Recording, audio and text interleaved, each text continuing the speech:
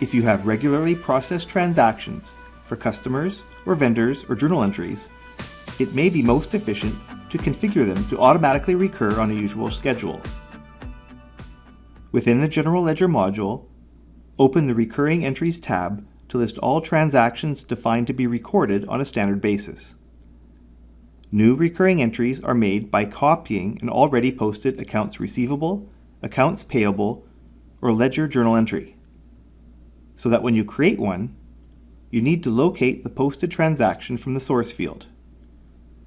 This list only displays transactions that can be copied to recur, but you likely will need to use the search box or a filter to locate the one you want, probably from the entity or memo fields. Once selected, give this a good description to identify it, and ensure that it is set as active when you want to start using it. There is much flexibility on assigning when this transaction recurs. Determine a date range for when new transactions will be available to post, and the frequency for how often. It could be once a month, on the first or the last day, for either the calendar month or by fiscal period. Perhaps choose a specific date for each month, on a different day than the first or last. It could be twice each month on specified days.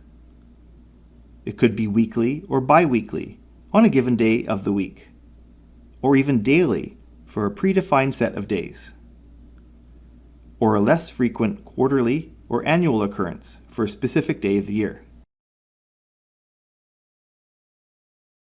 Processing recurring entries happens when a user who is allowed to do so opens the company data.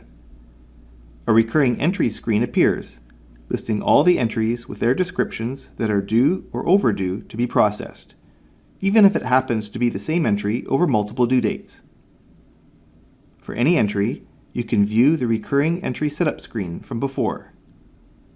Edit the entry to see the accounting entries and modify amounts or accounts if required before posting, or simply post the new entry with the same amounts and accounts as the original transaction, but for an updated transaction date.